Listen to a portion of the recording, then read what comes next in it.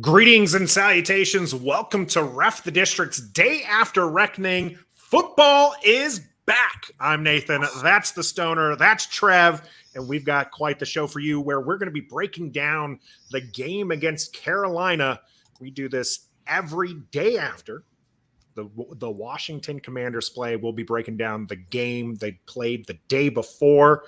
This one, it's preseason. Score doesn't matter, but Carolina did win this one 23-21.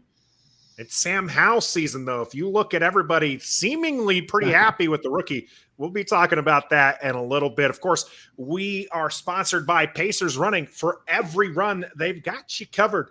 And also sponsored by Skybar down there in Lexington, Virginia, where Trev is not currently at. You see, Trev is such a darn good guy.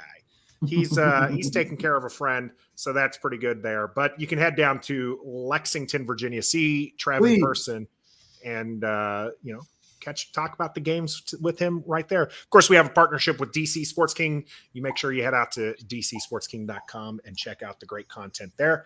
EP and Yam and Grayson and Doug already in the chat. Appreciate you guys. Don't forget, on Day After Reckoning, you can DM us on Twitter, and we will send you a link. You can join us on video. If you're a little video shy, don't worry. We'll just take your audio as well, kind of like a radio call. Kurt's in the chat as well. Of course, if you just want to text us, if you just want to chat with us, hit up that comment section. Don't forget to like this video and subscribe to the channel. We like bringing you some great content. Let's get on to this game. All right. Okay. Story of the game, Stoner, what was it? The story of the game for me was I enjoyed the heck out of a football game. It's kind of been a while for a Washington game where I just enjoyed watching the game. That was the story for me, and we'll get into all the different reasons as we go on, but that was the story. I enjoyed watching it, everything about it. All right, and Trev, what was your story of the game? Probably that football is back, and we actually have a competent quarterback under center taking snaps for us. It's good to see that we have a veteran in the game or a known name, an accomplished quarterback under the snap for us. So that was really, really nice to see. And those uniforms, oh my, so good. So good. Icy white, bro. On first preseason, we brought those out already. I was like, okay. The white on white was probably my one I was looking least forward to. Yeah, the white on white was, like you said, ice cold. It looked so good on the field. It just looks, oh man, so sharp. The helmet is I'm sorry, but that helmet is absolute fire. I'm not a uniform guy, right? I usually don't get caught up in all that. That helmet is unbelievable. I almost dropped the cap, not on the mini helmet, but they actually had one of the like replica full size helmets upstairs in that club level. I almost, but oh my goodness. Yeah. The Yam says he thinks that those unis would pop better with burgundy pants. Yeah, I don't think you're wrong. Right. You're probably right. Like I said, I thought the white on white wasn't going to look that good. The white on white looks super sharp though. That was the only problem. The only problem I had with the uniforms, with the numbers, they were sometimes hard to read the numbers. Mm-hmm. Yep. Right. If you don't know exactly who the guy is, right, and especially when you're getting into the second, third, and fourth teamers, you just want to know, who made that play? I can't read the number. I don't know what number that is, so I can't figure it out. So that's so nitpicky. Right? Do you think it's just going to take some time for us to adjust to read the numbers, or is it the uniforms themselves just aren't easy to read? I think the uniforms aren't easy to read in general. Okay. But that's okay. okay. I think maybe it'll just take us some time there. I just thought it was wild to see Carson Wentz don the burgundy and gold. Yeah. You know what I mean? Yeah. Yeah, it was. It really was. Let's go ahead and talk to him. Hey, Aaron, what's up? Thanks for joining us here in the chat. Let's start off with Carson Wentz. I know, Stoner, you've got a few plays queued up for us, kind of the plays of the game. So we're going to get to those here. Yeah, we'll get to those in a little bit. Carson Wentz played a few series for Washington. Yep. What did you see from him in his debut in actual game action, right? We've all had the pleasure of watching him in OTAs or training camp. What did he come off as during actual game action against the Carolina Panthers? A natural, poised, like he's been with this offense since last year. It's like he played for us last year, and then we're starting again this year. He just looked like he knew what he was doing back there. Yeah. Great communication with the receivers. There was no busted plays, no miscommunication, no misdirection type stuff. There might have been one where I thought he held on the ball a little bit too long, but he still got it off and got a completion. Him and Terry have chemistry. You can see that with that throw down sideline. I mean, he just looked like he knew what he was doing. Nuts. Yeah, I bet. Went absolutely nuts with that pass. It just looked like he knew what he was doing. So, like, he went 9 for 12, 70-some yards. Like 10 of 13, actually. 10 of 13, okay. All right. But yeah, and Nathan was there. I don't even think you mentioned that yet, right? Nathan I actually haven't. at the game. I'm telling you, I tweeted this out. I'm not lying. I woke up that morning and I was just like, it is game day. I was so excited. Like, Jazzy woke me up. She was so excited. She's just like, she got out of bed and she's like, it's game day. You got to get up. We got Commanders football. And while I'm still in bed, like, she goes down to cook breakfast. Thank you, love, for cooking breakfast that morning. But she goes to cook breakfast, and I'm on my phone going, we got to go to the game, right? And like, we're only 30 minutes from the stadium. We got to do some this. Energy. And so we did. We shopped around for some tickets, decided to go club level. Shout out to Tailgate. He hooked us up with a gold pass. Nice. So we were able to take advantage of some of the things that were on that. So we appreciate that from Tailgate. Lesson learned on my part, by the way. A lot of people were giving away tickets. So we bought the tickets, but we probably could have gotten some tickets for either cheap or free if we would have solicited or kind of followed through on that. But again, I was just so excited, and the stadium looked good. It looked pretty fresh. Obviously, it was preseason. Like with all the new command stuff and the new command decor, what's it look like in there? Does it look like a professional? It looks good. There's still some Washington football team stuff up, which I was a little surprised about. But honestly, I felt like, the outside looked pretty clean. We shared a picture of that on Twitter with the Commander's name on there. So the stadium looked fresh. The W in the center of the field looked fire wonderful. On TV. I'm telling you, on TV, Stoner, don't you agree? We look sharp as a team, uniform and field wise. We look sharp. We back. We back. We back, baby. We back, baby. I will agree with everybody on the end zones. Yes. Okay. The end zones, and you'll see here in the background if you're listening to, or if you're one of our video watchers, not our audio listeners, the background does have the field on there, and it's from before where they did have the burgundy, right? So it's the Commanders in the gold and then the burgundy background to it. They opted not to do that for this game where they just had the Commanders. And I've heard people say that it looks like a practice field. It just doesn't look it to me, the Commander's name without the burgundy background does look a little meh. I think with the burgundy end zones, I think that it's a lot cleaner, and I'm hoping that they'll switch to that as for the Jaguars game. That's the next home game is Jaguars week 1, baby. And so hopefully we'll see some change with that. But I thought it was pretty good. You saw a lot of people getting sales pitches to be season ticket holders. The club level seats were pretty nice. Obviously, the club level has some perks to it that the others don't. Gold has even more perks. But I felt like there was some good energy there. And for the first time, remember we were season ticket holders last year. For the first time since going back to the games last season, I really felt like the Commanders fans, the Washington fans, significantly outnumbered the opposing team fans. Well, it should for preseason, but well, even in the preseason, we had plenty of opposing fans, both preseason games last year that the team had.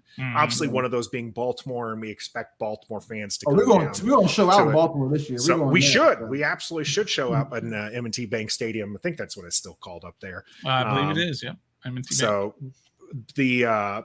I mentioned I was going to make a joke earlier. The score doesn't matter, and then hat tip to Baltimore. It has one of the most impressive, useless records in all of football right now. Like 22 games or something like that in preseason. 21 straight. Doesn't matter. Hopefully they extend it this week, and then they can lose against Washington the following week. But Stoner, you're saying that it should be because it's preseason, but I'm telling you, last year, even I think I'm trying to think of who it was. We all went to the Bengals game. Yeah, we were all Bengals at the Bengals game. There was a lot of Bengals fans. Right. Yeah. Right. There was a non-zero number of Panthers fans, but I really felt like this was the first time that it felt like a home game. So yeah, and I just think, like I said, it was fun. The energy was right. The team looked good. Believe it or not, this might sound crazy, but I thought there were more fans than I expected for a preseason game. If you watch any of the preseason games around the league, people don't go to preseason games, right. Okay, in any place, right? They're 1/3 filled. I thought there was a decent amount of fans there for a preseason game, and like I said, the energy was good.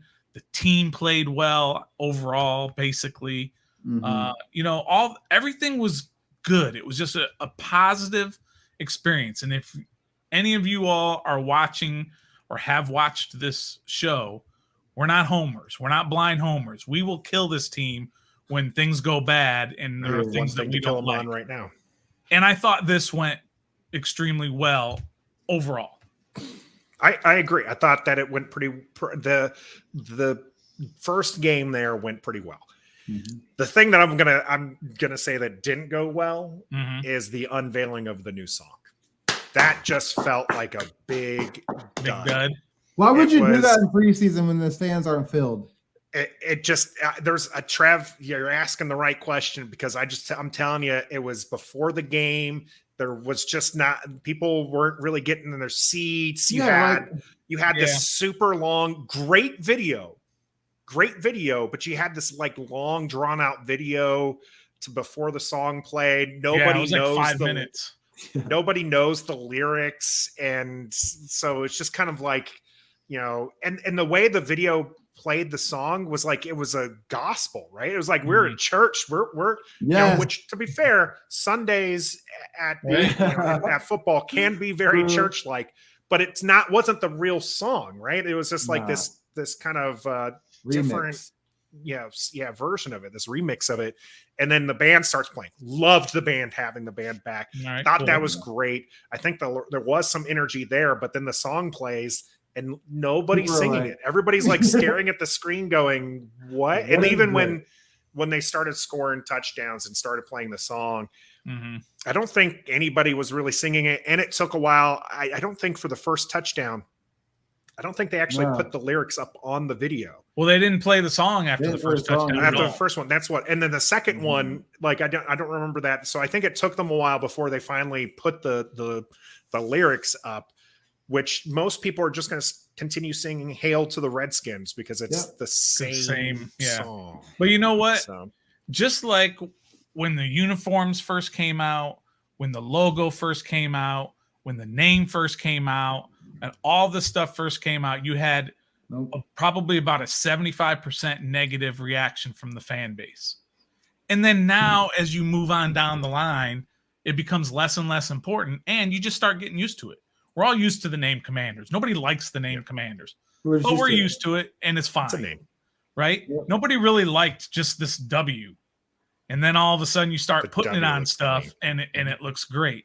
And nobody liked, especially nobody liked those white jerseys when they first came out, and they said that it was red and not burgundy, and everyone was just killing it. Now everybody just can't get enough of it, right? It's gonna take time. The song's going to take time. The band's going to take time. The dance team, the command team, I think they're called. Command Force. It's just going to all take Command Force. All that stuff's just going to take time to get used to. So let's not get too caught up in it, but we got to talk about it when it first comes out. And we're like, it fell flat, and it's not it, as Richmond John said. It's not it. But we will get used to it, and especially 3 years down the road, when they're playing that song and, we're in the NFC Championship game and they're playing that song, everyone's going to be, we're all going to be dancing and screaming that song, right? One of my favorite memories of Hail to the Redskins was when I was deployed and we were winning games and I'm singing it over the radio. And I have a command sergeant major down the hall who's yelling at me like, "This is a place of business." I'm like We're like going. We won 7-0. it's something you like. If you're at a bar, right? You're at Sky Bar down in Lexington, and Washington scores. Everybody just gets into it and starts singing the song. As it can be, yes. Do we need more than just hail to the Commanders? I believe, yes. I think we need to have like several chants and songs we can get into, but having one that unifies us is great. This song fell flat today, but Stoner, maybe you're right. Maybe it's just going to take some time. And the mascot, right? They unveiled the four categories of mascots, and everyone's killing that. Don't worry. When it eventually comes out, we're going to kill it. And after a certain amount of time, we're going to be fine with it. I mean, that's just kind of usually what happens. That's what I think. We'll see. Moving back to the game, we were talking about Carson Wentz. We got a lot of people talking Carson Wentz here in the chat. I did feel like he did better. In fact, John Kime even came out today and said he's looked better Saturday than he has all summer, and he looks better than Fitzpatrick did at any point last year. That's right. So I think that's positive, right? I was a little, I felt like the first team offense didn't move the ball well, obviously going 3 and out to start the game. But I felt like at least, again, this is a vanilla offense because it's preseason, but I felt good with Carson back there. Like you were talking about Trev, like he's a real QB. He can throw the ball downfield. He was doing something that a lot of people were hammering him for, or hammering his inability of, rather, which was doing the check down, taking the layups, right? You saw that a lot. He kept taking those easier passes instead of looking for the bomb. Felt pretty good about that. Now, the first team did have someone who didn't look good. Trev, Gibson fumbles the ball again. What did you think about Antonio Gibson's, fumble and his play? Because he did come back. He was running a lot with the second team afterwards. So what did you feel about Gibson this first preseason game? He needs to be looking over his shoulder right now. Like now it's real. Like now the moment of reality hit him yesterday when he fumbled. I've never seen him so frustrated over a fumble afterwards. Like, you know how they cut to the player, the running back, and they show his reaction to it. He was literally beside himself, so mad, like not trying to hear what anybody else had to say about it, really. He needs to look over his shoulder because you saw what happens when he fumbled and his replacement came in, a.k.a. Brian Robinson. You saw what happened. Hitting the hole. He didn't stutter step. He didn't dance trying to find the hole. He saw the hole quick and just attacked it, and that's what you have to do. I tweeted this out. You can see the difference between a natural running back and a wide receiver turn running back. And that's what we have. That's the difference between the two. Of course he's going to run better when he gets another chance. He did it last year when he fumbled all the time. He went back in and ran harder. So, but you can't keep banking on that. Like, he'll come back next time, because eventually it's not going to be it next time. And we don't have time for us to wait for that next time to happen. Right. So. You're right. NFL stands for not for long, right? Yeah, you put that ball on the ground. Yeah, ball security is job security. I think B. Mitch is the one preseason, and you've been doing nothing but this in camp, and then your first time in preseason. You've done nothing but talk. No-name defensive lineman. You've done nothing but talk about how that's your most important job all summer and all training camp, and your second carry of the preseason, and you put it on the ground at home. Yeah, but and also I think what's really a little bit unfair to Gibson is that Gibson was getting the running plays that were designed to go outside, that were the sweeps. Oh yeah. Right? And Robinson was getting the straight ahead runs. So it's a little bit unfair. If Gibson is getting those, the one he fumbled on was a straight ahead run. I know, but I'm talking about the pitter pattering of the feet, right? Yeah. That first play that he ran was an outside run, and it was like a no gain or a yard or whatever. Yeah. But Robinson was just getting the straight up. So I give him a little bit of not a pass, but a little bit of, take it easy on him just for that. But I mean, you can't do that. You cannot put it on the ground. Preseason, training camp, it doesn't matter. You're going to be looking over your shoulder, and I think he is. But also back to Carson Wentz a little bit, right? His first pass was to Curtis Samuel, right? Which was it was just like a little wide receiver screen or whatever it was, right? which was a great way to start your career or whatever, is to just get it out and go.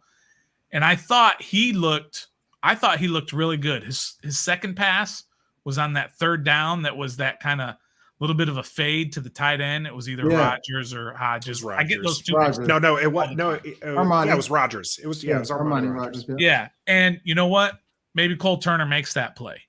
Yeah. And they're still, and they drive down for a touchdown or whatever. Maybe Logan Thomas makes that play because, it was kind of in his hands, but he couldn't secure it all the way through. And the DB made a nice play. But again, maybe a more seasoned tight end makes that play because it was, for an incomplete pass, it was an exquisite pass. It was perfectly thrown where either my guy catches it or nobody catches it. And so I thought that was great. And then, of course, the second series, they had the fumble. And then the third series, he made a lot of really nice plays, especially the one where I think Trev was talking about that he held the ball too long. But you know what he did when he was getting that pressure and he stood in there and he stepped up and he went to like his third read. He knew right where the guy was going to be, and he zipped that ball in there. Taylor Heineke could never do that. Taylor Heineke would have ran. We can praise one without having to dog the other. I'm just. He zipped it in there, so you didn't have to worry about it, floating over the middle and getting picked or whatever. And it was a really, really nice play. Maybe he held it too long, but he took that check down. He took that layup. Yeah. And we talked about it all summer, and I thought that was really good. The interesting thing about Brian Robinson and Gibson to me was I've been a little down on Brian Robinson from practice through what we've seen, and he was my least favorite pick. I have to say, in game action, he looked pretty good. Now it's just preseason. We've seen this before. But he looks good. He hits that hole right, and he moves the ball forward, and that's what you want to see. And these are things we were saying about Gibson not too long ago. Obviously the fumble issues were a problem last year, seemed to be something that hasn't resolved this year. But Gibson, I think 2 seasons ago, he falls forward and he gets like 3 yards. Like he never stops. He's always getting positive gains. I felt like last year, not only were the fumbles a problem, but I felt like he did kind of question his blocks and stuff, and he wasn't gaining as many positive yards as he was. So it will be interesting to see whether or not Gibson comes back. You said, Trev, he comes back, he plays with fire, but is he going to continue doing that? It takes you to fumble the ball to get that fire. Like you should have the fire from the beginning, because Brian came in there and just act like he was here last year with us. Like this is the second year running with the team. So like there's a night and day difference. I know Gibby's a fan favorite, but it's a business too. So I'm not ready to drop him to second team, right? I still think he's your feature back. And you've got Robinson to come in and just start pounding guys, right? Yeah. And then, J.D. McKissick, God love that dude. He is real quick, unbelievable. Except he falls over his feet. I'm gonna say, I knew you were going to say that. Keep his feet at least one time. That was a touchdown. That spin move, that was a touchdown. Oh, I don't think so. He had like 4 guys right around him. If he keeps his feet, he was closer than what he was. I was like, good God, that's still the same as last year. But what a weapon! And and for Carson again. The layup, I think that was Carson, right? Yeah. That was Carson. It was. The layup, right? That was a little running back. We see that practiced every day, right? That little running back goes out and then cuts to the middle type of deal. We see that every day in their practicing, and it's just beautiful to watch when it works and you get somebody like McKissick the ball in space. And that's what we've been saying, right? Yeah. Get the playmakers the ball in space and then let them make plays. That's what happened with some of these guys. Yeah. But I still think Gibby's the number one guy. And in our chat here, we have Doug. Gibson has never turned into the big play guy he was hyped to be. Yam says, I think Gibby still has potential. I think right now with him, it's a mental issue of his own devices. I think that's really where he's at, because I do think he's still explosive. And I think that one of the good things about having Brian Robinson on the team is you're going to be able to keep Gibson healthy. and use him in different ways you haven't been able to previously. Yeah. Because you could use him out in the slot. You could use him a little bit more in the passing with JD McKissick, and you can get him in space and let him create things and be that explosive runner, because he does have some top speed when he gets going. Oh, he does. But you got to get him going is the thing there. Let's not forget 2020 when he had like 13 touchdowns in like 13 games. Okay, Yeah, that that's Cowboys game in Jared's world where he just he had carved 3 the defense. touchdowns, Yeah. right? Last year, that play against Buffalo on that screen pass when he Oh, yeah, outran the all the way entire down. team, Yeah. all the way. I mean, he's explosive. Let's Yeah. not forget about those plays.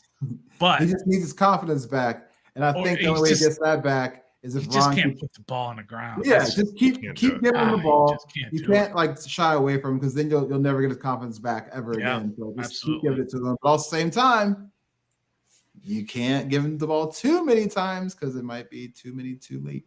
Yeah, it's that gamble. It's a Russian roulette thing. Mhm. You're wanting to get that explosive person on the field, but one of those times it's gonna backfire on you. At least that's the way it feels with those fumbles. Moving on from Gibson, we talked a little bit about the wide receivers. Jahan Dotson did not have a wow game. Is that Right. something you're worried about there, Stoner? Nope, not at all. I mean, he played Me neither. those first 3 series, right, with the offense. And I believe somebody tweeted, it might have been Keim again. I mean, Keim is, thank God for Keim to give us all this this inside info. But he was open on a bunch of plays. The play just wasn't designed for him. He's killing his routes, whatever. He had the one play where he was overthrown, right, Yeah. where it came to him, but there was a penalty on Terry. Dude basically tackled Terry McLaurin because he was going to run right by him. Yeah. But no, I mean, not worried at all. And that's the kind of thing we talked about, where they're not going to have these huge numbers. Jahan Dotson is not going to have 80, 90 catches or whatever. Same with McLaurin, might be right around 80 or 90 catches. He's not going to have 110 or whatever, because there are so many playmakers. Mhm. So I don't worry about Jahan Dotson in one game. He had a nice block on the Curtis Samuel wide receiver screen. He was open, and nobody got hurt. So all that's good. No problem there. All right, Trev, any wide receivers that you liked? Maybe not just Jahan, and you said you're not worried about Jahan, but is there any wide receiver that did kind of show up for you yesterday? Dax Milne. That boy is making the squad, bro. That He boy is. is making the squad. He got some yak yesterday after that catch over the middle. He showed quickness on that run after that. And also I like I just had it. Curtis Samuel. I mean, Oh, thank God he played. he suited up. He got out there, ran in motion, caught that screen, ran for 6 yards or whatever, 6-yard pass. Yeah. Took the hit, got up. I was like, okay, like I'm not concerned anymore. That's what you wanted to see. And I told you that, Stoner. We'll get to that later, but I told you so. And that's fine. And I said this. It made too I'm much happy sense. to lose those bets. Right, I'm yeah. happy to lose it. So I'm happily give that money out. But Dax and Curtis just I did want to see Yeah. Dax play a little bit more with the ones. I'm glad he got that opportunity later. Sam Howell throwing him the ball was nice, but I want to see Carson being the one to throw him the ball. I want to see, or at least even Taylor Heineke throwing the ball, because that means that he's closer to what we do feel. And Erie is with us on this one. Dax Milne looks good. He's going to make the squad. Yes. If he's playing with the ones and twos, that's what it is. Here's another part where we're going to get on the team for. We need to do something on the return game, both kickoff returns and the punt returns. Dax Milne didn't get an opportunity, I don't think, until the fourth quarter. Right. And he had a decent return too. He had a decent return. Why not start with him? Because the other two guys aren't it. It's preseason. It's preseason. You got to try everybody. They brought Alex everything. Erickson specifically in for that role, so of course he's going to get the most amount in preseason. But and Alex, he almost broke that one when he took all them hits on that second return. He almost broke it. He ran to his own man, and then he almost broke it. So Hodges was in the process the of way, tackling somebody and ends up tackling our guy too. So there's got to be some changes there. We don't block very well. Well, and Ron's only the one thing that he was pissed about the most was the return game, the kickoff return game. Mm-hmm. Right? They had guys. They had I don't know who was it. Was it McGowan? Yeah. Who took it from 9 yards out? Yeah. And got to like the 14 or something. Yeah. And Ron's like, we can't have that. We've got a free 25-yard line. If you don't get to the 25-yard line, I mean, he didn't say this. No. I'm putting words in his mouth. A little projection there. Yeah, if you don't get to the 25-yard line, then just down it.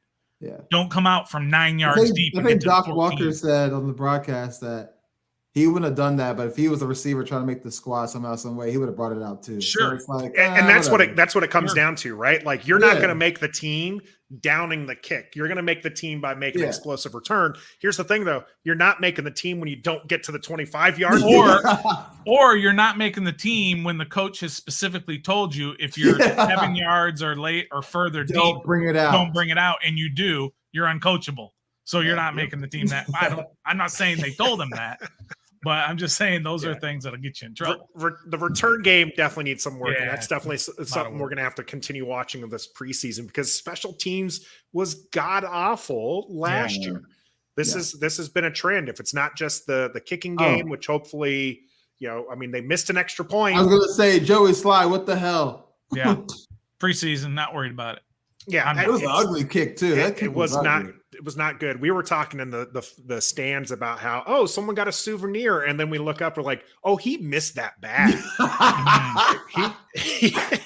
Like that's why the fan has a souvenir right now because it did not go into the net. Yeah. I didn't even see it. I wasn't even paying attention. Oh, it was awful. It was a line drive. It was not good. Even Tress Way, his punts did not look crisp. Hopefully this won't be, there are teams that have had good offenses and good defenses, but awful special teams, and they've lost. They can't progress because of those special teams. So hopefully that's not going to be the case for Washington here. Now, so we've talked offense, we've talked special teams. Let's get to the defense. Gave up some yardage, gave up some points, both go ahead, Trev. I like the interior push and the pressure. I did too. I know Baker was carving us up. I mean, he was, but he had to hurry the throws a little bit. I mean, it's Baker Mayfield, but we got pressure in his face and Sam Darnold's face. I do like the interior pressure that we had on defensive line.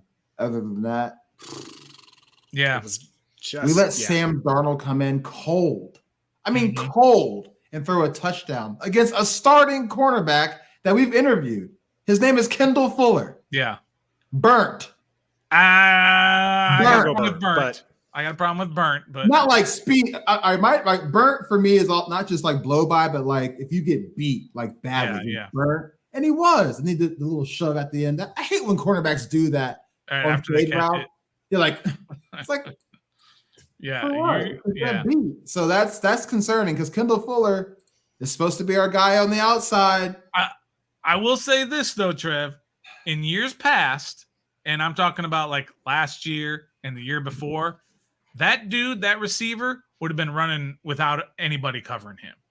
At least the communication was there and Kendall Fuller was in the position to make the play. And it took basically a perfect throw. Okay. This is the NFL. And most quarterbacks are going to make that throw. They are. But I'm just saying that normally, kind of like how Alex Erickson did down in that 2-point conversion, how he was wide open because it was a nice design, guys going all over and the defenders can't communicate properly. Defenders communicated properly and he was there. He was a little late. Angle was bad, whatever. Great throw. They got beat. You can't do that. But the defense, poop. I mean, not good overall. David Miracle Whip needs to be let go. Oof. Yeah. He's your third linebacker, and he definitely looked lost there. People are pointing out, by the way, that Sam Darnold touchdown did come after the Gibson fumble. So they gave the defense had a short field to work with. You can kind of, it's still Sam Darnold. I agree with you. I'm with you, Trev. It's still Sam Darnold. He's fighting for a start position for Baker Mayfield, and he had the start position last year. Now he's fighting for it. We let that man come in and score a touchdown. Yeah. Cold. Yeah, they didn't have to go that far, but still, if you're a defense, you gotta not let Sam Darnold throw a perfect pass, over Kendall Fuller. you're starting corner. Baker was carving us up, guys. He was finding Baker looked Absolutely good. Baker looked pretty. Last year he had some health issues. He's getting a chance in Carolina. Thought he looked pretty good. The defense did manage to kind of hold him at least to a field goal. Yeah, but it was they were moving the ball with some efficiency, which was a problem. And especially on third down, which has been the bugaboo for this team for years. Oh gosh, yes. They went 3 for 4 on third downs, and finally that fourth one is the one that Baker threw a bad pass. Oh, third downs. There you go. And I'm talking about third downs. Yep. And then they finally stopped him on that last one and forced the field goal attempt, which was good, right? They got good pressure on Mayfield, which caused him to overthrow his guy or not be comfortable enough to throw a good pass, and therefore, so that was good. But there were the other 3 third downs. Got down to there, exactly. In the stands, we're trying to get excited because it's like 3rd and 4, 3rd and 5, and every single time, it's a first down. And it's just it gets pretty tiring, as fans trying to get hyped when you're like, oh, they're gonna get this. They're gonna convert this one. First down. We got some chat about the linebackers play, and we brought up Miracle Whip earlier. Jamin Davis, I felt played fairly well. I don't think that he showed up like Stoner was asking him to do. Yep. But I felt like he was more than just serviceable. In fact, that one tackle he had was honestly really good. He shed the block and then just boxed up the dude and stopped him cold. Tackler. And so that to me, that was obviously was a broken play in the middle of the field, but the fact that he was able to make that tackle, it looked good. It looked good on replay too. And I felt like he was moving around a lot better. Stoney, you're agreeing with me here. Yeah. You wanted him to show out, maybe not that high, but you felt pretty positive with his play. Yeah, I felt positive because a lot of times he was in the right place where he was supposed to be. I saw him downfield covering guys, right? And he was where he was supposed to be.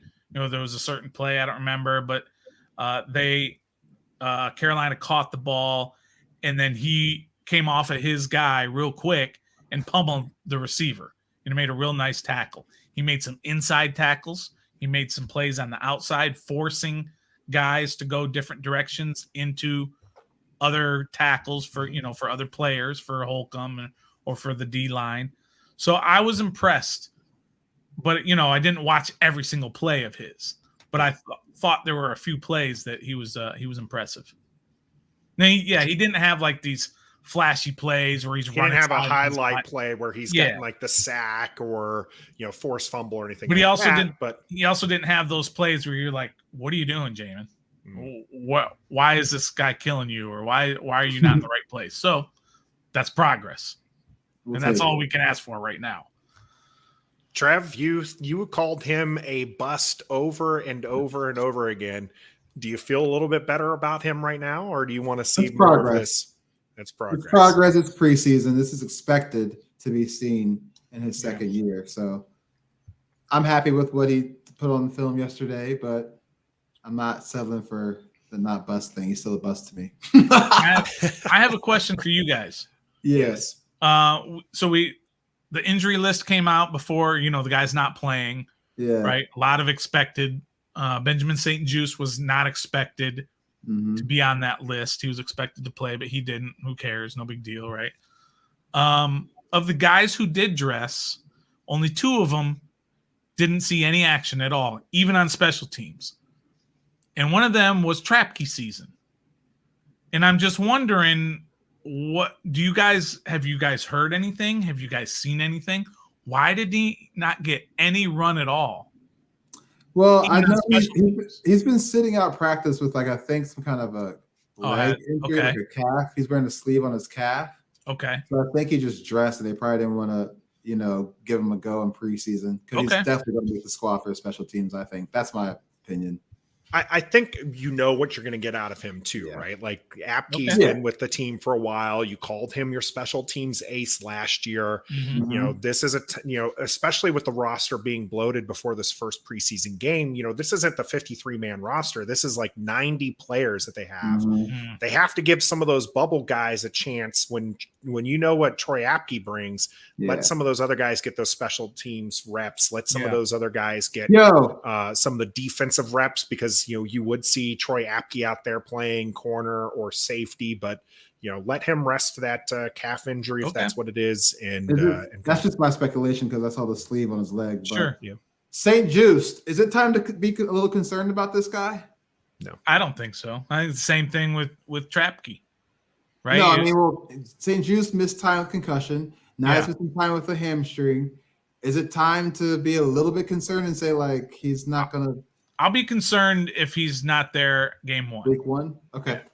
I'm not going to be concerned about that. This is a 3rd round pick. I mean, it's not. But he's a starting cornerback for us. It's him. He's Jackson, your and nickel Fuller. corner. Yeah, he's your nickel corner. I'm not saying that it would be nice to have him. It'd be nice to have him, but I'm not going to be concerned this early on. This is his 2nd season. I think it's too early. Well, no, I mean, the reason he won't be in there is because he's injured. It's not that he won't be in there because he's not the starting. Yeah. When he plays, he's great. Well, okay, so that's what I'm saying. You would be concerned if he's not in there because of injury, and maybe there's an injury bug. He's a Darius Geis who just can't stay healthy. Yeah, that's what I'm saying. What I'd be concerned about. That's why I'm concerned. Like, because concussion last year and something else, and then now it's hamstring this year. It's like. Shout out to all those in the chat here. We got Jared, we got Corey, John, Yam, Richmond, John, Erie was in there earlier. Let us know what you think about these players. In fact, we're going to shift from our starters, our known starters. We have something we call the District Diamond, the diamond in the rough. And and this player is someone who's not of the starters. Yeah, and that's exactly where I think it's going to be going to for preseason game 1. We'll see where it looks like for the District Diamond for the entire preseason. But Stoner, come on. It's got to be Sam Howell, right? Sure. Is there anybody else that there was a diamond in the rough to you that even looked? Jonathan Williams. I mean, he has a couple carries. What about that? What was the name of that corner? Or I don't even know what he Steven is. Parker. Yeah, number 16. We just recently signed him this past week, and he was already making plays in camp day 1 that he got there. So shout out Corey Parker, in the chat here. Steve, he said Steve Parker shined yesterday on the defense. That was he could be your runner-up for District Diamond. You can't outshine, the 3rd string quarterback who everybody's calling. Not everybody. A lot of people are calling Sam Howell season. Can I say something? Can I say something that's been bugging me all friggin' day and all night? Let's hear it. This is exactly why they should not have drafted Sam out Howell. Of here. Because it's going to be a distraction. It is not a distraction. It's not yet. It's already starting. You got people already starting to talking about how much I've been saying quarterback 2 since the draft. I'm just saying, but it's going when Carson Wentz starts struggling, and everybody's going to start clamoring for Sam Howell to be the quarterback. You went through the same stuff with Taylor Heineke last year. My man Fitzpatrick is in agonizing pain, and they're like, Heineke. Right. That's not good for an organization as a whole. It's good because Howell's better than Heineke, so we definitely want him to come in if anything happens. He's better than Heineke. Yeah, but what I'm saying, I don't care about 2nd and 3rd. I'm talking about when Wentz starts struggling and they go through like a 2 or 3 game losing streak. I'm with you, Grace. And then all of a sudden, everyone's going to start screaming for Howell, and it's not good for everybody involved. It's not good. This is why they should not. We talked about how Carson had a good game. I don't think it's gonna roll out that way. I like that there's some excitement. I think that it was a quality pick, and he was showing us why it was a quality pick. You got to remember, this was a 5th round pick that they didn't have. This is what they got for trading back. And quality, smallity. I mean, he ain't going to be quarterback too. Ron Rivera simply said, "Yeah, I like what he did. He did the same thing he did in college, so he still has some more to develop and get going." So, like, coach speak. You wait till Carson starts struggling, and what hell it's going to be around here. EP doesn't watch football, right, Trav? But she does. She points. Well, obviously, why would he play with the first string when he drafted 5th round? You have to watch football to know that. What she's saying here, oh, man, you got to get my sister. I got to attack. She came for me. EP here, but he was playing with the 3rd and 4th string guys. That's actually a lot of people were getting super hyped about Howell, and we're like, he's got to be QB1. Like I'm not joking. I'm not saying like people are doing that sarcastically. People are just that into Howell, and this to Stoner's point there, it could be a distraction. I don't think it's going to be that. I think more people are with Trev and saying that he should be QB2. I'm not there yet, okay? Because you started the car. The car is packed. You're on the way there, right? Well, I think part of it is also you just kind of saw the same thing from Taylor Heineke when he played. No. You saw Taylor Heineke playing like he did last year, where it was balls were behind people, balls were being soft thrown. And so there wasn't a lot of that excitement with Taylor Heineke, and there was a lot of excitement with Sam Howell. But Sam Howell's playing against 3rd and 4th stringers, and he's doing that for a reason. I think that he's going to continue doing that for the rest of this preseason. He's going to be a quality backup for Washington, which is a good thing, Stoner. It's a good thing. Quarterback 2. It's not a good thing when he's a young guy that you drafted and everybody thinks he should have been a 1st rounder. It's going to get loud at some point, and you all, the 2 people, you got one over here and you got one down here. You know what you're going to say? I want you to record this so that you don't have to say it live and I can play it for you. Okay. You're going to say this: Stoner, you were right. That's what you're going to say at some point this year when the Howlers are screaming and taking over the world because Carson Wentz had 2 bad games in a row. And it's not good. It's not good for the overall success of this team. Because if Sam Howell sees the field, Ron Rivera may not be here next year. You're not wrong. I'm just saying. What if he sees the field and we win games? Well, okay, that's fair. But what are the chances of that? I mean, this isn't. Heineke did it. This isn't. RG3 won games as a rookie. I mean, you had RG3 was the number 2 overall pick. Sam Howell's a 5th rounder, and you should didn't need to. Tom Brady. Yes, Tom Brady. Tom Brady in his. I'm doing that just to poke the bear. His second year when Bledsoe got hurt. That's a difference. But, these guys it's just going to be a huge distraction, and you all are going to be, oh my God, everybody in the world's calling for him, and I'm calling him right ruin now. All our lives. I'm calling him right now. Did you record yourself saying, Stoner, you were right? No, because you're not right on this one. Just like you weren't right on our dollar. We're gonna go ahead and do some pay up right now. We had a couple dollar. We didn't do a full dollar session. We will bring that back for the regular season, but we had a couple dollar bets this go around, and these were Curtis Samuel related. Myself and Trev bet Stoner $1 that Curtis Samuel would play. Yeah, I told you, Stoner. I told you. Yeah, cha-ching. Okay, you guys got it. You can PayPal me, Stoner, or whatever way you use to pay over there with your old self.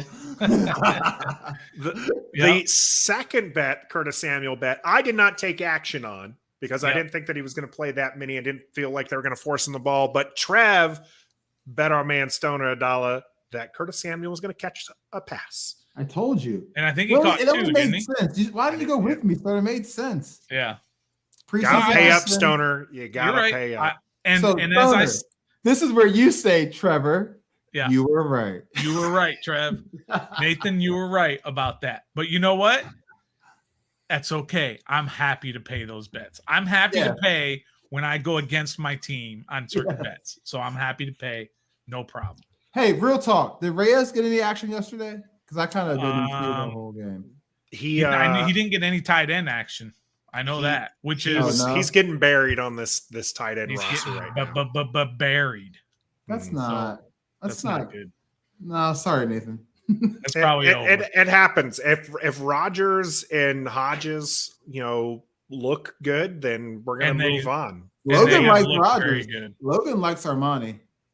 So I like both of them, man. I saw them up close at camp, and I was really watching them. They are some big dudes. So yeah, I like them. Yeah, they're both. They're looking pretty good. Obviously, we had that one missed pass on the third down from Carson for Rodgers, but both of them, Hodges is a true tight end, and Rodgers is a converting QB. But at least he has Logan. He has that football experience. We're talking about Reyes, who did not have any football experience prior than last year. I think there's still a lingering injury for him. He only ended up seeing 2 special teams snaps. Reyes Who was that again? Oh, okay. Reyes saw 2 special teams. Like punt or kickoff? I want to say they were on punt, but I mean, it's kind of like Jarrett Patterson, a darling from last year, kind of getting buried on the roster. Yeah. It was a little, EP was really worried, because and getting frustrated in the stands because, we're seeing a lot of Jonathan Williams. We're seeing some of these other guys, and Patterson came up short on that touchdown run. That's funny you said that because when I was at camp this week, he was doing a running back chop block drill. And Randy Jordan, running backs coach, said, "No, come back, do it again. Everybody just gonna step over you like this. They're just gonna step right over you. They get up higher a little bit." I was like, "Yeah, man, he's."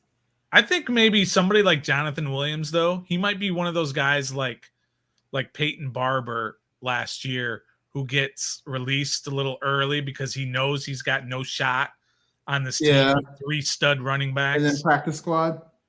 No, I think he's going to go somewhere. He'll find like another team because he's talented enough, but he's not more talented than those 3 running backs. Are we keeping a running back on the practice squad then, or no? Probably. Who? Derek Patterson? Probably a Patterson if he wants to, or that Bonafon. Yeah, I mean, I think that's probably what's going to happen to Jonathan Williams because I think he has that talent enough to be on a roster, but just not this one. Because our running back roster, the first 3 look good. 4. Usually only keep 3. So I'm sorry, he'll probably find a job though.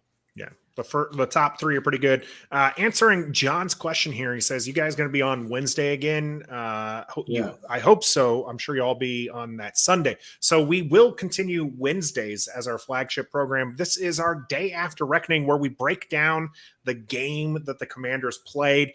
I have a little bit of a bit that I do when Washington wins. I bring out my Washington onesie. Oh, as you can see, I'm not rocking that. I might need something. People need to help me out with what should be my losing fit. Outfit? Yeah, my fit, as it were, for it when they lose. I got to have something, but it can't be my onesie. I got a couple of onesies. I got the Redskins one. I got the Washington football team one. If you see a Commanders onesie, an adult onesie, slide in Nathan's DMs. Hit me up. Hit me up. I want to see it because I will buy it. I will rotate between the 3. We'll figure something out, but I don't have anything for when they lose. Of course, preseason does not matter the score. Overall, how'd you feel that they played? Were you happy with the team's play, or do you think that there's still some work and maybe we need to manage expectations? I'm happy that the third and fourth and fifth string players made it a game for us. That's good to see. Brian Mitchell said post game, it's good to see some of these young players so hungry that they want to make the team and they show in the field. Preseason or not, I don't care. We starting defense, offense should kind of dominate just a little bit. Offense, give us a pass because you had Carson Wentz, new players, new chemistry. That's cool. Defense, same front, same secondary. We should be stopping Baker Mayfield in a new system on third now. I mean, it's just inexcusable at this point. Yeah. I mean, I know it's preseason, it's still early, but we should just come out and show us what you're working on training camp. All the domination, the picks you're getting, and the turnovers and the sacks you're possibly getting, we'll show it against another opponent, and we look like doo-doo. So it's kind of concerning, but it's still early. It is still early. Yeah. Here's something we didn't do earlier. I'm going to go ahead and bring it up now. It's our go-goes and no-goes. So we do this on our day after reckoning. Stoner, who was your go-go for this preseason game? I guess I'm going to have to say Sam Howell. I'm sorry? Sam Howell? Sam Howell. No, his go. Sam Howell played very well against, future FedEx drivers. Good job, Sam Howell. I mean, it's true. Very well done. I mean, look, that we're gonna show a couple of plays from the game in a little bit here, but I mean that run that he had. I don't care that guy's a future FedEx driver, that linebacker or safety or whatever he was. He's on an NFL team right now, and Sam Howell made him look like a middle schooler. He just abused him in the open field. So those things are still nice to see when they do that. And also, I thought Armani Rogers played very well. He was in the right spot. He made a couple of tough catches when he got pummeled. He had one that he didn't catch, but he had some really nice catches. And then I thought the some of the guys on defense, some of the guys in the middle, like we talked about, the defensive line, guys like Daniel Wise and Bada. Even like Jonathan Allen. The studs are always there. Yeah. So those I asked my man for one go, and I'm sorry. Lists out the whole damn team. Trev just muted himself because he got some. We even got the dogs howling back there as their go. My go is actually going to be Brian Robinson. I felt like he really played well. He's I'm not going to say he surprised me because I know he's a good running back, but he was kind of, like I said, I've been kind of down on him. I felt like it was more of a luxury pick than some of the others. But I think that he looked absolutely solid. So I'm going to go with Brian Robinson as my go. Trev, did you have a different answer than Sam Howell? Or are you going to? I have a different answer. Go ahead, Stoner. Go ahead. I just wanted to apologize. I forgot go-goes and no-goes were only one. So I'm sorry. I forgot. It's okay. It's preseason for us. It's preseason for everyone. 2-1. Carson Wentz and Curtis Samuel. Carson Wentz, brand new organization, brand new team, brand new offense. Looked like he's been there before. And then mixing with that, Curtis Samuel got some action, got a pass, ran some routes. It's good to see number 10 on the field taking live game action and live game hits too. So those are my and live game speed. He still looks fast. Still looks fast. So that's good. That's absolutely good. Let us know who you think is your go-go. Let's hear who your go-go is in the comment section. Let's go for our no-goes right now. Who was a dud?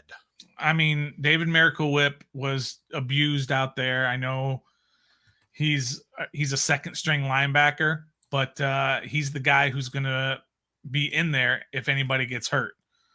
So Trev just said that his computer died, so he'll be right back. Okay. But yeah, I thought he was getting abused out there, and he was going against second teamers when he was out there, and he was getting twisted like a top. And that's going to be a problem as we go forward. I still think we've been talking about it for 2 years. They need to bring in another linebacker that can play. They did bring in that guy, Gary. I think it's Gary. I don't know. We'll have to see what he does against ones and twos and all that. But so that was my no-go. What about yours? Well, we got some people in here. Obviously, we got some fans there, Stoner. Kurt Smith says Stoner's a stone cold trip. Corey has a go for us. He said Sam played well. B-Rob played well. I was okay with the first team defensive line, and Wentz played smart. Let us know who you think your no-go is. Mine was Taylor Heineke. I'm going to be a little harsh on him. You know, he's I still think he's the backup quarterback. I still think that it's his job, and I don't think he's going to lose it to Sam Howell, unlike a lot of other people. But I just felt like we were still seeing, like, every play still felt like a scramble. Every play still just it was Trev's back here now. Every play is a broken play with him. Yeah.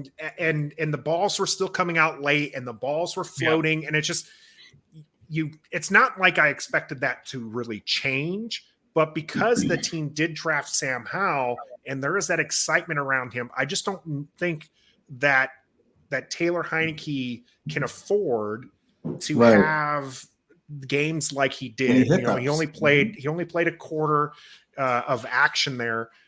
But I think he's going to keep his job this season. But this is why he's probably not on the season on the team next year, and that's why I'm going to be a little down on him for this one. So and again, like we talked about with Gibby, you can't turn the ball over. I understand it's preseason, but you can't make that terrible throw even under pressure where you throw it well over your receiver's head for an interception.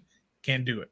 So I'm good with that, although, he did make some plays with his feet, which is nice. But he had another overthrow when Dax Milne was wide open.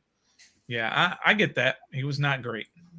Yeah, Yam says our D was a no-go overall. Sure. Other than that line, the line itself looked decent, but the secondary and mid-coverage was weak. Yep. Yes. I mean, that mid-game week. Grayson Bram said something interesting about Samuel. It is not that he has to get the ball. It's when he's on the field, you don't know what they're going to do with him. Yeah, they can line up all over. Tommy T liked John Allen. Andre agrees with me. If Hal shows progress in learning the book, he's for sure the backup next season. That's what I'm saying. Taylor can't afford to have these games if he wants to stay employed. P-Dub, Taylor had a bad interception. Mm-hmm. What else is new? I tell you what, though, the one thing that I was really impressed about Howell, and everybody's been saying it all preseason, everybody said it in college and all that, the ball comes out different with him than it does with a lot of quarterbacks. Mm-hmm. It's like the ball has a purpose of where it's supposed to go. So I do like that about him, and he showed command of the offense, right? He knew where guys were supposed to be. Yeah, but he had some. I know he had a couple of or at least one sack, and he had a couple of runs and all that. He had some really clean pockets on a lot of plays where he could just stand there, nice base, like they teach or whatever, and he just stood there and looked, and then, I mean, it comes out different. That part is different about him, but can he do that against elite competition? Yeah. Yes. And that's why you got to play him with the twos or against twos instead of against, like I said, future FedEx drivers and things like that. No knock against those guys, but that's just how we identify guys who aren't going to be on a roster. Yeah. My no-go. I have a no-go. You have a no-go? Yeah. Besides your computer? Yeah. Yes. Joey Sly. Can't have that, bro. Can't have that. Can't have that. Right. Grayson bringing that one up right now. Could have been a bad hold. Could have been a bad kick. So field goal unit, you can't have that. We'll just say that. We won't put on Joey, but field goal unit, you can't have that. That just can't happen. Extra point team, that just can't happen. You can't use that excuse that they're working on their timing and all that. Yeah, or the wind different in FedEx field. They have this. He's been there long enough. Yeah, exactly. You just can't have that. No. Nope, not anymore. The honeymoon's over with Joey Sly. Yeah, you got Joe. He can't just look buff. He's got to be able to make these kicks. Yeah, dog. Captain Jahar is saying the hold was bad. Corey is seconding that. It was a bad hold, to be honest. Yeah. So my man Tresley, he could be a no-go too. His punts did not look crisp. He's the one holding the ball. Something's got to change there, and I'm hoping Tresley can help us out here on special. Well, I think like Trev said, maybe his no-go or whatever or concern is not Sly. It's the whole operation. The whole operation that he's concerned about. And didn't somebody have a hot take last year about Tresley? What was that whole Tresley thing? You guys were getting me for Tresley because you guys were pummeling. Yeah, but was Trev saying something about that they were going to have to cut him because he was holding the ball wrong or something? Oh, because they went through so many kickers and we were missing those kicks. Could be the holder. Yeah, could be the holder. That's right. Could be. All right. Yeah. We'll see there. A lot of people pointing out Corey and Grayson, specifically the ones I'm seeing in the chat right now, pointing out Gibson's the no-go with that fumble. Yeah, we didn't even the first team. Yeah, we didn't even highlight him. But yeah, that one. Well, obviously we talked about the fumble earlier, but yeah, as a no-go, absolutely there. JB said Carson. He's from Indianapolis, and Carson looked good. He was happy with that. He said all field goal kickers were 91% in the first week. Season average was 83% last year. Interesting how they can make them when the job is on the line. Do we bring in a kicker to challenge him? Probably not. That's a waste of roster spot. Not yet. We'll see. Not yet. We'll see how he does, and hopefully all those mechanical issues can get fixed. Let's move on from go-goes and no-goes. My man Stoner has some clips from the game to share with us. Stoner, what's the first one that you got up here for? Well, I'm gonna skip a lot of them just because we don't need to go over because we've talked so much about it. But I did want to just highlight a few plays. So the first one we're gonna do is we're gonna skip the Gibson fumble. We talked all about that. But the one play I want to show was the Wentz pass when he was under pressure. Okay, so I'm gonna share that one real quick. Give me 1 second. And it's clip number. Corey, with the third down defense is the no-go. They were abysmal. All right. So watch him go through his progression. Left, middle, right, and zip. That one. Man. Yeah, that's the one I was talking about. He held it looked like he held it too long, but he was going through his progression. He stood up in the pocket. You like to see this. We're going to watch it again here. That outside rush, just an awful block there. But he did step up. You like to see that. And that's a Marnie Rogers, right? That's Rogers who caught that pass. Yeah, so, but I just liked how when he did get rid of it, there was a lot of zip on it. Mm-hmm. And he knew right where the guy was supposed to be. His check down, his I keep forgetting what security blanket, layup, his layup. Yeah, that's the big camp word right now. Is he took the layup and it worked. All right, so the next one I'm going to show here real quick is Robinson's first run. That 17 yard or whatever it was. It wasn't that was a pass. It was a first down run though. But here's his first run. It was just straight up the middle, and see that first guy who hit him. He took him about 4 extra yards. Dragged him a whole. Bama built, baby. There. I mean, there was some nice blocks there. Clean hole. Yeah, it was a clean hole. Right. It was really nice how once he got to that second level that it wasn't just he went down or whatever. He dragged the guy. And I think that's important. So nice job on that particular play. I wanted to show Trev's play that he was a little upset about, right? Let me show you here real quick. And here's this play. So we got Carson Wentz back there. And this moves you. Whoa. If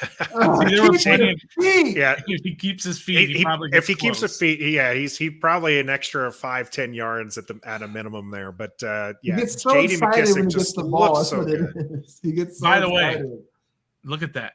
I know it's so helmet. clean. The helmet is so good. Awesome.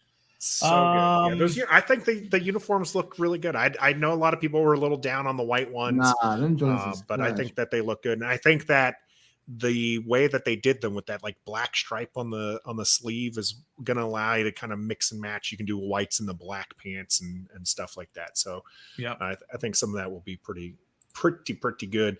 You got any more? You got a couple more videos for us? Just a couple more. I want to show a back-to-back Sam Howell throws. Okay, now nice clean pocket. Look at that. But still, look at that. Whoop! I mean, that's an NFL throw. That's a nice an NFL arm. McGowan with a nice run after catch too. That was nice. And then here's the play. I don't think it's the play after, but it's another play in that same drive. Again, clean pocket, but still zip. I mean, those are NFL throws. Yeah, Mark and Mitchell. Very nice. Michelle. Mark and Michelle. Yeah, because he's Sony Michelle's cousin or brother. Related. Yeah, he's Sony Michelle's older brother, even though Sony Michelle is 1 2 Super Bowls in his young career. All right, and then I wanted to show 2 more, which is the Howell run for the touchdown. Okay. Which he made that dude look really bad. He did. The pump fake like 10 yards after. Yeah. Oh, baby. Nobody. Okay, go and whoop. Okay, and so maybe it was only like 3 yards after the line of scrimmage, but that pump fake was just like, you can't jump at a pump fake when your QB is running like that. Like, that looked good. We were really excited. That's a nice clean pocket though too. And good decision making there. I mean, he saw the open field and went for it. So rather than forcing. Yep. Now, LE from Declassified does bring up, like, these are great. Like, we love seeing these kind of plays, but we do want to see more from his arm than the legs. But we saw a lot with that in that first clip there Stoner showed. He has an NFL arm, and with the clean pocket, he was able to do it. We'll see what he can do if the pocket's not as clean as those get there. Yep. One more. All right. And this is the 2-point conversion, which was a very nice design overall, and Howell did well to wait for that to open. And again, usually this is what you see teams do against Washington. They do all this, and then Washington's got nobody around. But very well designed play and very well executed. One more time. Alex Erickson. Yeah, pretty good there. And you're right. He waits. Great pass protection. Yep. And he waits. The guy gets open, and it's an easy, nice pass. No problem. Yam and Corey's helping out Yam there, talking about the fake slide. That was Pickett. I was a big fan of the slide. I know a lot of people were a little upset with the slide, but I thought that was slick. Loved the pump fake here for Howell. One you don't have. You didn't have a clip of this, and I should have mentioned it beforehand, but I didn't think about it until I saw Harmon congratulating Erickson on that 2-point conversion. Harmon, like there was the pass to the outside. Harmon gets it right in the chest. It bounces off of him. He steps out of bounds, makes a great second effort to get the ball, but it's a penalty because he stepped out of bounds at that point. Harmon, where do we put him on this team here? Is he making the first round cuts, or is he? He's going to make the past first round cuts. Well, I mean, they only cut 5 guys. He'll make next it. Week. He didn't make it last time. Yeah, he'll make it easily. But I'm sorry, but his future here his future is not here. Stoner is certain on that. I mean, is he going to go to the practice squad again? Yep. Yeah. Okay. It's possible. I think that there's at least some talent there. We've seen that even on his rookie season. He's coming back, he's 2 seasons at least removed from the injury. Yeah. But I think that there's just he wasn't drafted by this coaching crew, this front office, and so I do think that he's going to be a cut. And he got to catch that pass. Yeah, you got to catch that. It was a beautiful pass. It was a beautiful pass, right over the outstretched arms of the defender, whatever. I mean, you got to catch it first time, and you're in the end zone. So, yeah, that's the kind of play. We said this Saturday. The preseason game 1, you can't necessarily win a starting job or a roster spot, but you can definitely lose it. Mm-hmm. And he may have lost it on that play. Just because of that play. He might not get those chances again in games. Who knows? We'll see. But there'll still be a lot. One of the other stories of preseason wasn't on the field, but was rather in the booth. Doc Walker was a fan favorite, not just from his playing days, but people really enjoyed him on or in the booth. Did either of you get a chance to listen to him? Oh, yeah. I was very tuned in to what he was saying the whole time. He was eviscerating the team after every play. I think we first quarter, they got a 2-yard run, and you hear him saying, "That's still too much." Yeah, it was 1 yard. It was 1 yard. 1 yard. Yeah, and he was like, "That's too much. That's just still too much." After a 1 yard gain. Yeah, I was like, "All right, okay." Yeah, I thought Doc. he was super entertaining. His energy was unmatched. I'd love to hear him every time during these games, but there was just he was making some outrageous statements like that, or things. I mean, he was just summing up the entire I'm still season. not happy. I'm almost happy. Play. I'm not happy. Yeah, no one gives a damn. But I thought he was super entertaining. Super entertaining, right? I loved him in there. He was a little bit wild with some of his statements. So Kenny Albert was like, all right, now it's 2nd and 10. Like he didn't know how to respond to half the stuff he said. Yeah. There was definitely some of those the comments. So we left after that Sam Howell touchdown, tried to beat the crowds, but immediately turned on the radio to listen to the calls. Loved what I heard from Doc. I felt like the chemistry this year was better than the starting chemistry last year. I liked even hearing from London. I thought that he actually had a great presence on the radio, but Doc definitely stole the show. And I would love to see it continue. So we'll see. I know that he's just a preseason host. Yep, only preseason. We'll see whether or not that continues. Yam with the truth here. Anything is better than listening to Aikman. Now, that's all right. Now, you guys might enjoy listening to Doc and the team. They bring a lot of great energy. But when the regular season starts, we hope that you actually join us because we give live play-by-play and commentary as well. And I think that we're funny and we speak for the people. So make sure you check out our live game streams. It's just like watching with your guys, but you get that play-by-play, all that great commentary. Make sure you check it out. Of course, this is our day after reckoning. We do this after every game that Washington plays. Love to bring it. Love to see everybody in the chat. Make sure that you like this video, subscribe to the channel, and until next time, be a fan.